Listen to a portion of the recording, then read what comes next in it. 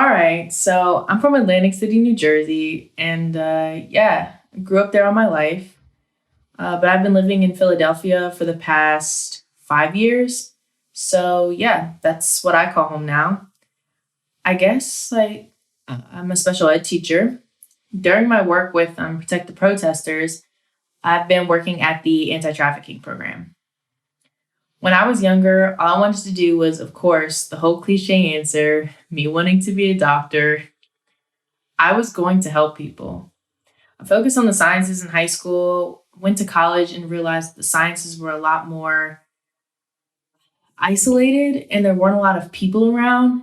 So I transferred my major to social work instead of the sciences. So yeah, that's still like helping people in general.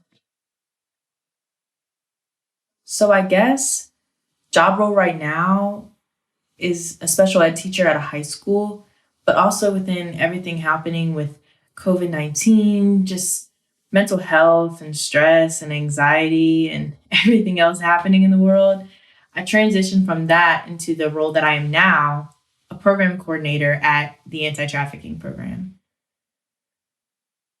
Okay, so this time has been stressful, not just being stuck in the house, but also dealing with all of the racial injustice in the world, watching people suffer in various ways. Like George Floyd died. When George Floyd died, it ignited all the riots and all the demonstrations throughout Philly and throughout our nation. I remember going to the first protest in Philly, and I remember just being like really upset and like, what can I do to support? Every Friday, I had virtual happy hour with my friends, and I was just like, I don't know how I can help. I started describing to them that there were people who had passed out from dehydration that day. There were people in need of so many different things. They were like, oh, I'm hungry, but I want to stay. My best friend and I were just like, maybe we can provide some of those resources. And we started reaching out to people to get like funds or donations. We started off with getting cases of water to bring out the protests. Then we got snacks to bring out the protests. Then we got first aid. Then we were getting volunteers and also provided transportation in order for folks to get home safe. Then people kept reaching out to us and we were just providing support. September 12th, after Labor Day, we had our own special event, a community rally. We wanted to uplift Black voices and bring the community together because there are so many people on the front line fighting for our rights, fighting for our Black men, women, trans folks. And these people from so many different facets of the Black community have been murdered due to police brutality and every other thing that's happening in this system. So at that event, we went on to bring people together and realized that we need to work on self-care. Yes, this is a stressful time, but we can come together as a community in order to fight this. Because a lot of times the community is separated, but we wanted to bring folks all together in one space. We had a DJ, we had free food for everybody. We had community members who live in the park, community members coming from North Philly and South Philly and all areas of Philly in this West Philly park where we were able to provide over 500 hamburgers and hot dogs and just have a good time with line dancing, providing masks and PPE, still social distancing, but having a good time at the same time.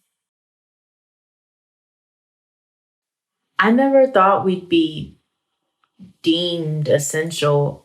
I just thought that hey, this is a human thing that needs to happen. And still to this day, they're like, oh yeah, protect the protesters. Why aren't they always recognizing y'all? Why are you getting a shout out when you're out there all the time? And I'm like, we're not here for shout outs. We're here to make sure you get snacks and water and PPE. Shout outs, that's not what we're about. I'm all about the people and making sure that they're okay. Whether I'm in my social work field or whether I'm out there on the ground at these protests, trying to make sure people are okay. For me, I have to be a part of the march. I can't just show up, provide snacks, and just bounce.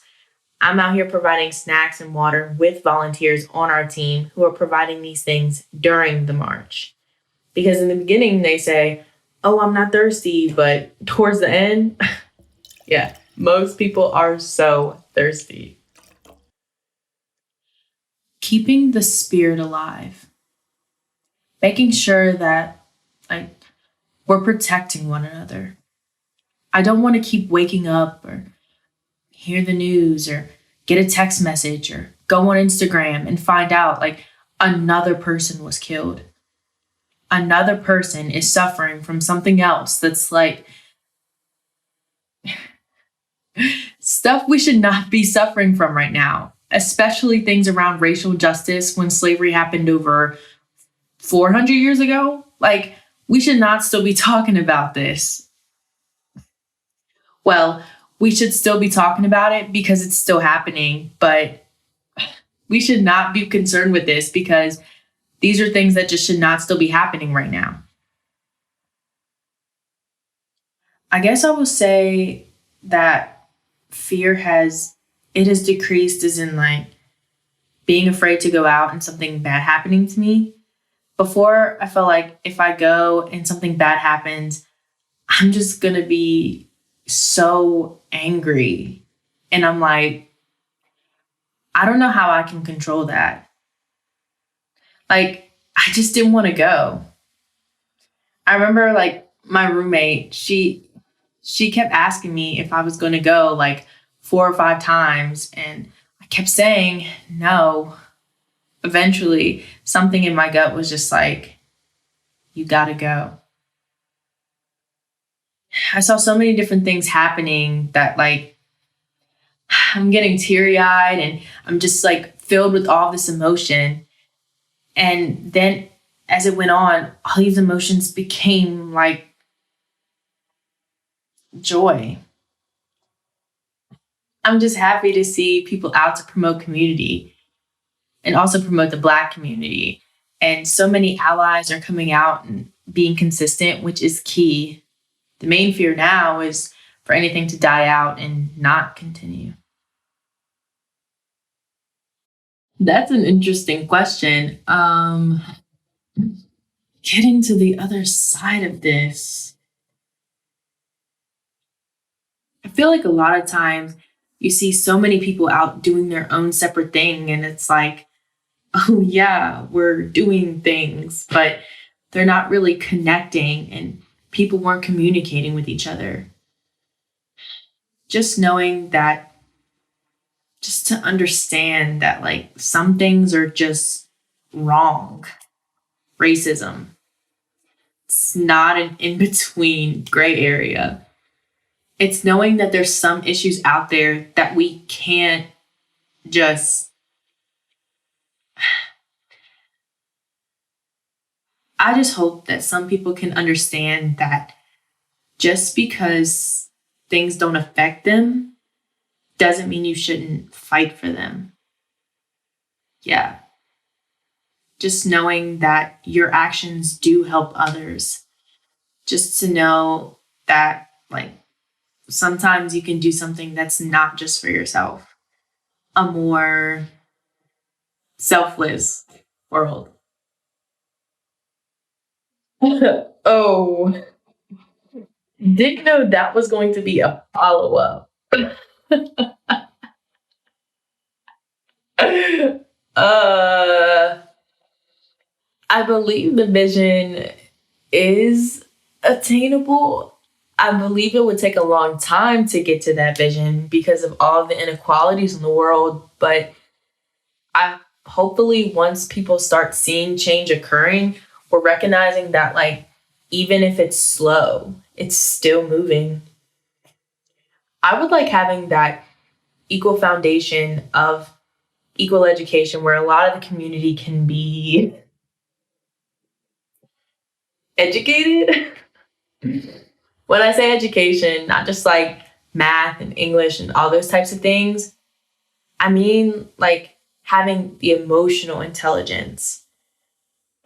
I feel like a lot of times when it comes to the address of many communities, specifically the Black community, they don't really like promote like mental health in that way.